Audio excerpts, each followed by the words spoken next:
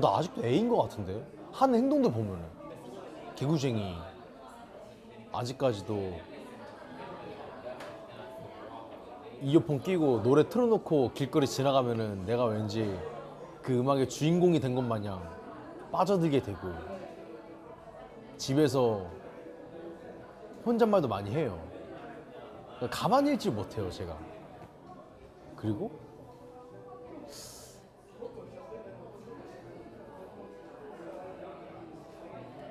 TV에 나오는 거 보면은 막 따라하고 싶기도 하고, 그래서 제가 연기를 시작하게 된 이유도 그런 것들 때문에인 것 같고,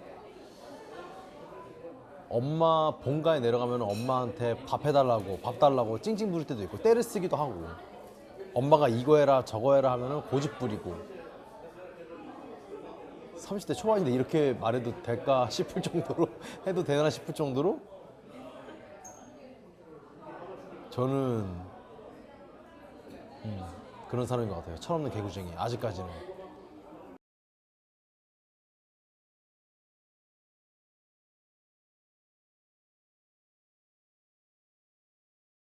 어떤 일련의 일이 배우님을 개구쟁이로 만든 건지, 네. 그러니까 태어날 때부터 그냥 마냥 밝은 사람이었는지, 네, 그리고 그러니까 배우님한테는 어둠이 없었던 건가? 그 다른 면은 없었던 건가? 그냥 계속 밝은 사람인가? 네네. 뭐 그런 걸 이겨낸 어떤 스토리 때문에 개구쟁이가 계속 되려고 하는 건가? 뭐 이런 게 궁금한 거죠, 저는. 개구쟁이들은 사실 우리가 흔히 알고 있는 개구쟁이들의 이미지들을 말도 많이 재밌게 하고 활동적이고 되게 친구들도 많고 그렇게 생각하시는 분들이 많잖아요. 근데 저는 반대예요. 반대의 개구쟁이였어요. 만났던 사람들만 만나는 개구쟁이, 그리고 학창 시절 때 발표도 잘 못하는, 남 앞에서 이야기도 잘 못 꺼내는. 중학교 때 이런 일도 있었어요. 버스 벨 누르기도 창피했던, 누군가가 눌러주고 내가 내려야 되는 그 버스 지나가요. 그 다다음 정류장에서 내려요. 그러면 집까지 걸어가요. 그런 개구쟁이였어요. 집에 가면은 막 날뛰어버리고, 학교나 학원이나 놀이터나 게임방 이런 데서는 그냥 되게 소심하고 되게 뭔가 안으로 숨어 들어가는 그런 개구쟁이. 내 공간이 있어야만 되는 그런 개구쟁이였던 거죠.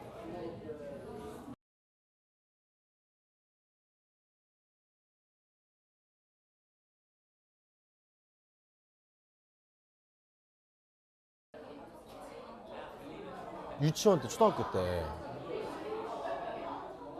그냥 이상하게 어른들이 하라는 걸 하라고 하면은 싫은 건 아닌데, 그게 왠지 이렇게 하기가, 행동으로 옮기기가 불편했던 것 같아요. 지금 생각해 보면은 제가 왼손잡이에요. 밥 먹을 때 옆에서 건드리면 툭툭 쳐요. 제가 지금도 그래요. 그 끝에 앉아요. 반대편 끝에. 그래야 편하게 먹을 수 있으니까 배려하는 거죠. 지금도 기억나는 건데, 6살 때인가 7살 때였던 것 같아요. 유치원에서 밥을 먹는데 젓가락질을 배워야 하는 나이잖아요. 근데 오른손 젓가락질이 안 되는 거예요. 남들 다 오른손으로 먹잖아요. 근데 우리 부모님도 오른손잡이시니까 뭐 젓가락질은 오른손으로 먹었던 그때 기억이 나니까 나도 오른손으로 먹어야겠다. 그래서 근데 이게 막 떨어지는 거예요. 근데 유치원 선생님이 왜 자꾸 이 젓가락질을 떨어뜨리니? 그래서 죄송합니다 이렇게 말하고 손을 혹시 몰라서 그 어린 나이에 바꿔봤어요. 왼손으로. 너무 편한 거예요. 근데 유치원 선생님이 왼손으로 밥 먹지 마 그러시는 거예요. 왼손으로 밥 먹으면 안 돼. 혼내키시는 거예요. 그때는 그게 당연한 건 줄 알았어요. 또 그게 가능했던 시대였고. 막 울었던 기억이 나요. 그 집에 가서 밥을 먹는데 젓가락질을 선생님이 오른손으로 먹으라고 했지. 근데 또 떨어뜨릴까봐 부모님한테 이걸 보여드리기가 창피하니까 그냥 이렇게 먹었어요. 이렇게 젓가락질을. 근데 엄마가 너 왜 젓가락질 그렇게 하냐고 또 혼내는 거예요. 저는 이제 이렇게 되는 거죠. 대체 나보고 어쩌라고. 이게 뭐라고 해야 될까? 남들 눈치 엄청 보고 그때 기억 때문에 트라우마는 아닌데 그게 좀 강렬해요. 그런 일들이 많이 있었어요. 공감이 되고 네. 무슨 말씀인지 조금 더 이해가 되는 것 같아요. 네. 약간 소심할 수밖에 없었던 이유가 있는 거고 그 소심할 수밖에 없었던 거는 배우님한테 누군가가 대화를 하는 느낌이 아니라 그러니까 맹목적인 지시였기 때문에 네, 맞습니다. 이해가 되지 않는 상황에서 계속 어떤 걸 행해야 했었던 그런 것들이 배우님이 더 이상 표현을 할 수 없게 만들었었던 그런 순간들이 있는 거고 네. 그러다 보니까 누군가가 내가 또 내 맘대로 하는 걸 또 보면 어떡하지? 네. 라는 그런 어떻게 보면 내가 왼손으로 이렇게 젓가락질 하는 걸 보면 어떡하지? 라는 생각도 네. 있었을 것 같고 근데 그런 게 그 어렸을 때의 그 기억들이 네. 사실은 생존 본능이거든요. 맞아요. 네, 내가 그러면 살기 위해서 그러면 내가 좋아하는 거는 남들 앞에서는 할 수는 없다라는 네. 생존 본능이 생기는 거죠. 나는 이게 맞다고 생각하는데 남들은 분명히 그거는 아니라고 말할 게 뻔하니까 내가 이걸 말을 할 수가 없겠다. 그럼 내가 사실은 개구쟁이인데 개구쟁이라는 걸 남들한테 말할 수는 없겠다. 그러니까 난 집에서 개구쟁이를 해야 되겠다. 네. 왜냐? 남들이 보면 뭐라고 할 테니까. 뭐라고 할 테니까. 네. 그래서 제가 배우를 너무 하고 싶은데 고등학교 2학년 때 생겼던 일인데 담임 선생님이 하얀색 A4 용지를 주시는 거예요. 뭐 설문지라고 해야 되나? 근데 이제 거기 뭐라고 써있냐면 본인이 진학하고 싶은 학교, 장래 희망, 뭐 제2의 꿈, 뭐 자격증, 뭐 취미, 특기, 기타 등등 비고란이 써져 있는 뭔가 그런 설문조사 같은 비슷한 거였어요. 내가 그냥 쓰면 되는 거예요. 근데 선생님이 그 설문지를 1번부터 38번, 9번까지 쫙 앞쪽으로 다 박아놓은 거예요. 그래서 제가 거기다 뭐라고 쓴지 아세요? 배우.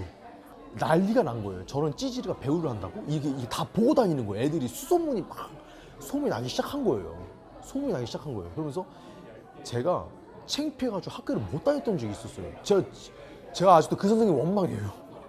그래서 급식실 가면은 야 이하령 야 꿈이 배우래.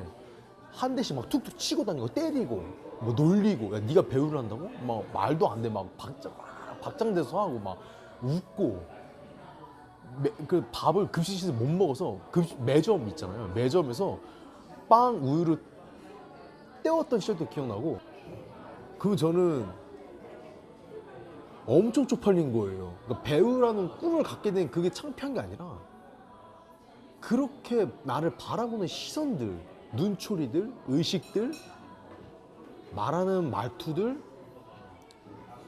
때리고 다니는 그런 행위들이 내가 왜 당해야만 할까?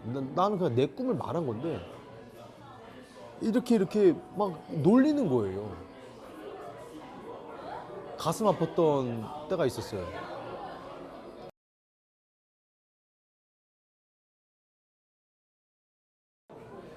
그 고등학교 때 선생님이랑 만나는 걸 이야기하고 싶다는 생각이 들었어요.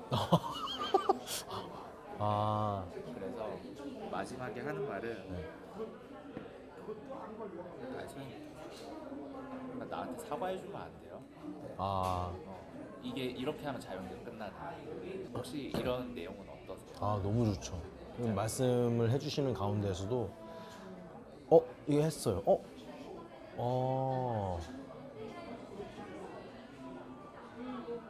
이렇게 받아들이게 됐어요.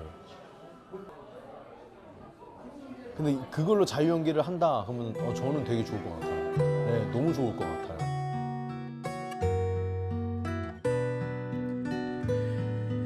네, 이번엔 보통 영화 자유연기에서 제가 촬영하기 전에 앞서서 몇몇 가지 감정의 선들을 좀 분석을 해봤어요. 그래서 이거를 좀 더 제가 분석하고 조사하고 해석하면서 촬영 들어가려고 합니다. 대사는 이렇습니다. 선생님, 저한테 사과해 주시면 안 돼요? 라는 말이 나올 때까지 이어지는 자유영화인데요. 제가 그때 당시 2010년도 고등학교 2학년 때 느꼈던 감정의 선들입니다. 당황, 창피함, 그리고 어떻게 해야 하는지 어떻게 해야지 하는 끙끙스러운 모습들이 그때 당시 있었어요. 그리고 그 후 친구들이 저를 바라봤던 시선들, 많이 놀리기도 했었고 많이 때리기도 했었고 분노도 있었고요. 슬픔의 비애, 망신, 쪽팔림, 그리고 쥐구멍을 찾고 싶은 심리, 어디론가 빠져나가고 싶고 피해버리고 싶은 마음들이 있었습니다. 그리고 지금까지 담임 선생님을 내가 바라보고 바라봤던 심리와 마음들인데 왜 그랬는지, 왜 하필 게시판에 그것을 붙여놨는지 묻고 싶어요, 저는.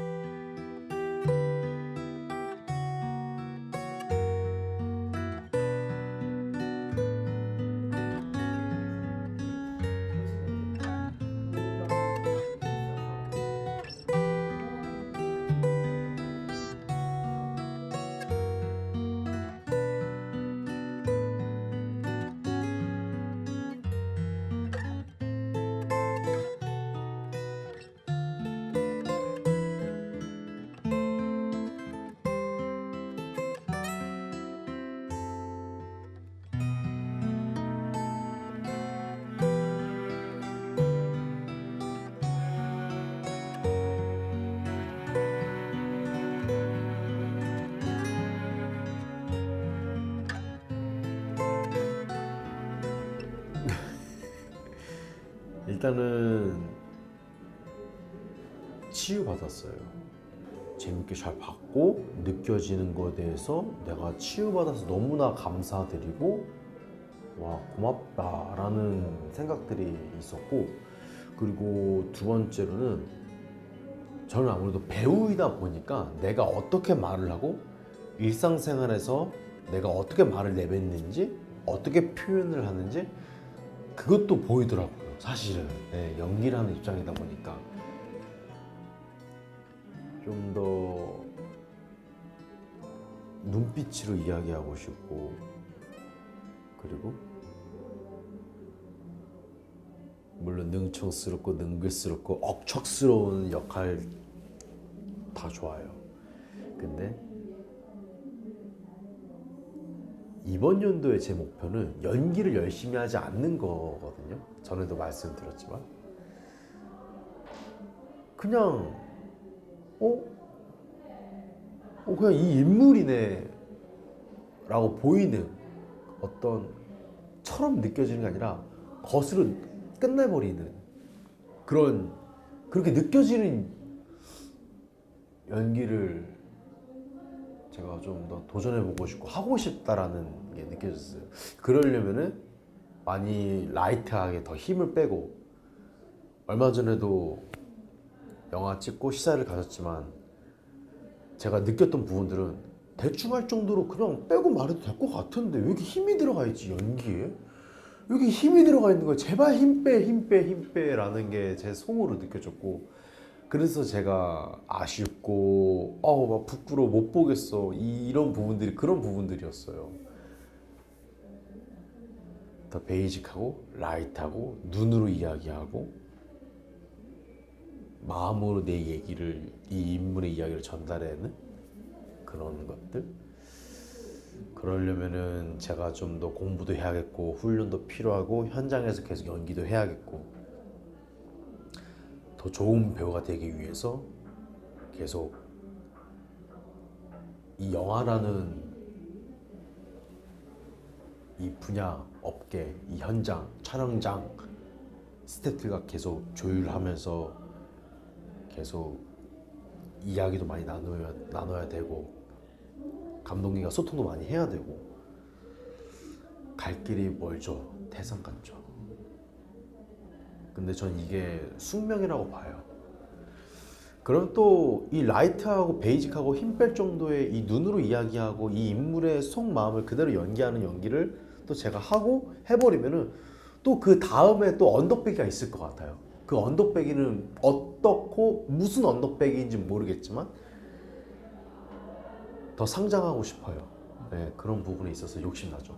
이런 부분들이 저는 이걸로 인해서 저를 다시 대박기고 만들어 버리는 계기가 됐던 것 같아요.